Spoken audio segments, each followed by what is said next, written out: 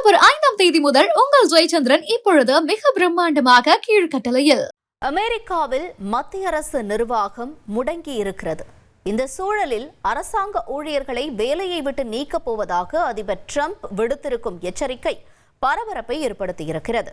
அமெரிக்காவில் பணி முடக்கம் விவகாரத்தில் நடப்பது என்ன? இதுகுறித்து அமெரிக்காவில் வெள்ளை மாளிகை முன்பாக இருந்து எமது சிறப்பு செய்தியாளர் சலீம் தரும் விளக்கத்தை கேட்கலாம்.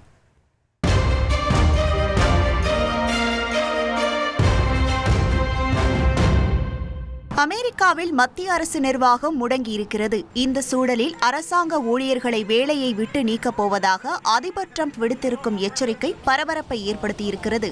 அமெரிக்காவில் பணி முடக்கம் விவகாரத்தில் நடப்பது என்ன? இதுகுறித்து அமெரிக்காவில் வெள்ளை மாளிகை முன்பாக இருந்து எமது சிறப்பு செய்தியாளர் சலீம் தரும் விளக்கத்தை கேட்கலாம். அமெரிக்காவில் நாம் வாஷிங்டன் டிசியில் தற்பொழுது நின்று கொண்டிருக்கிறோம். அமெரிக்காவை பொறுத்தவரை அமெரிக்காவின் நாடாளுமன்றம் நீங்கள் தற்பொழுது பார்த்து கொண்டிருக்கிறீர்கள். இதற்கு பெயர் கேபிட்டல் ஹில். நாம் இங்கே வந்ததற்கான காரணம் அப்படின்னு சொல்லி பார்த்தீங்கன்னா, உலக தமிழர் பொருளாதார மாநாட்டிற்கு நாம் வந்திருந்தோம். சரி, இவ்வளோ தூரம் வந்துட்டோமே, மேரிலாண்ட் வரைக்கும், அப்படியே பக்கத்தில் தானே வாஷிங்டன் டிசி அமெரிக்க தலைநகரம், போய் ஒயிட் ஹவுஸையும் அவங்களுடைய நாடாளுமன்றத்தையும் பார்த்துட்டு வந்துடலாம் அப்படின்னு சொல்லிட்டு தான் நம்ம இங்கே வந்தோம். நாடாளுமன்றம் அவங்களே சுற்றி காட்டுவாங்க, அதுக்கு ஃப்ரீ தான், ஒன்றும் காசுலாம் கிடையாது, ஃப்ரீயாக நம்ம போய் சுற்றி பார்க்கலாம். 10 வருஷம் முன்னாடி வரும்போது கூட நானே போய் நாடாளுமன்றத்தை சுற்றி பார்த்தேன்.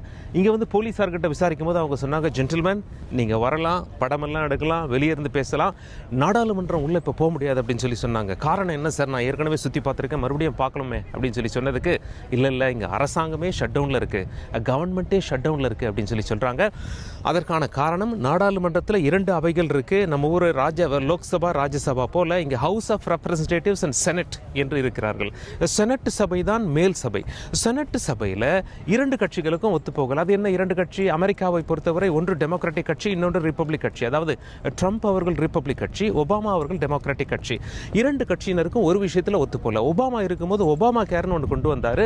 ஹெல்த் இன்சூரன்ஸ் சம்பந்தப்பட்ட விஷயம். அது பணக்காரர்களிடம் அதிக தொகை வாங்கி ஏழைகளுக்கு ஹெல்த் இன்சூரன்ஸ் கொடுப்பது, இன்சூரன்ஸ் இல்லாதவங்களுக்கு, அதை ஒபாமா கேர் அப்படின்னு சொல்லி அழைக்கிறாங்க. ஆனால் அதற்கு இப்போ ட்ரம்பினுடைய அரசாங்கம் ஒத்துழைக்கவில்லை என்று சொல்லப்படுகிறது. இதன் காரணமாக நாடாளுமன்றத்தில் இருவருக்கும் ஒரு முரண்பாடு எழுதியிருக்கிறது. அந்த முரண்பாடு காரணமாக இவங்க செலவீனம் தொடர்பான ஒரு விஷயத்தில் வாக்களிப்பு போதுமான அளவு எம்பிக்களின் ஆதரவு இல்லாத காரணத்தினால் மத்திய அரசின் பட்ஜெட் குறைந்து கிடக்கிறது. இதன் காரணமாக அரசுக்கு செலவு செய்ய காசு இல்லை. அதனால் அரசாங்கம் இயந்திரம் இங்கே சரிவர இயங்கவில்லை.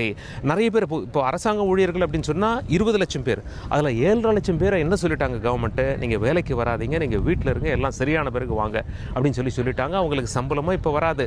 அது மட்டும் இல்லை, இராணுவம் என்று எடுத்துக்கொண்டால் சுமார் 20 லட்சம் பேர் இருக்காங்க. இராணுவத்தினர் வந்து வேலை செய்யலாம், அவங்களாம் எமர்ஜென்சி சர்வீஸ். ஆனால் இப்போ பணம் வராது, அதற்கு பிறகு அவங்க வாங்கிக்கணும். ஏர்போர்ட் அப்படின்னு சொல்லி பார்க்கும்போது ஏர்போர்ட்ஸ் எல்லாம் செயல்படுகிறது, ஒன்றும் பிரச்சனை கிடையாது. ஆனால் ஏர்போர்ட் ஊழியர்களுக்கு இப்போ சம்பளம் கிடைக்காது, பிறகு தான் அவங்க சம்பளம் வாங்கிக்கணும். இதனால் 6 வருஷம் முன்னாடி இதே மாதிரி ஒரு பிரச்சனை வந்தது. ட்ரம்ப் அவர்கள் அதிபராக இருக்கும் பொழுது ஷட் டவுன் ஏற்பட்டது. ஏர்போர்ட் ஊழியர்கள்லாம் என்ன சொல்லிட்டாங்க, எங்களுக்கு சம்பளமே கொடுக்கல, நாங்கள் எதுக்கு வேலைக்கு வரணும், எங்களுக்கெல்லாம் உடம்பு சரியில்லை, நாங்கள் லீவ் போட்டுக்கிறோம், அந்த காரணத்தினால லீவ் போட்டுக்கிறோம் அப்படின்னு சொல்லிட்டாங்க. இந்த மாதிரியான சிக்கல்களும் இப்பொழுது ஏற்பட்டு விடக்கூடாது என்பதில் பொதுமக்கள் உற்று பார்த்து கொண்டிருக்கிறார்கள். அமெரிக்காவை பொறுத்தவரை ஷட் டவுன் எப்பொழுது முடியும், இதற்கு 2 கட்சியினரும் இணங்கி வருவார்கள் என்று எதிர்பார்க்கப்படுகிறது. இப்போ நாம பேசுறது கூட வீடியோ எடுக்கிறவங்க ஒரு ஃபாரினர், அவங்களும் சுற்றி பார்க்க வந்திருக்காரு. கேபிட்டல் ஹில் பில்டிங், அவர்களுடைய நாடாளுமன்றம், இவர்களுடைய ஷட் டவுன் முடிவுக்கு வருமா என்று அமெரிக்க மக்கள் எதிர்பார்த்து கொண்டிருக்கிறார்கள். அரசாங்கம் சுமூகமாக நடக்குமான ட்ரம்ப் இன்னொன்று சொல்லிட்டாரு, இந்த காலகட்டத்தில் நிறைய பேரை நான் வேலையை விட்டு தூக்க போகிறேன் அப்படின்னு சொல்லிட்டதுனால அமெரிக்காவில் அரசாங்க ஊழியர்கள் மத்தியில் பரபரப்பு ஏற்பட்டிருக்கிறது. வாஷிங்டன் டிசியில் கேபிட்டல் ஹில் பில்டிங், அவங்க நாடாளுமன்றம் முன்பிலிருந்து தந்தி செய்திகளுக்காக சலீம்.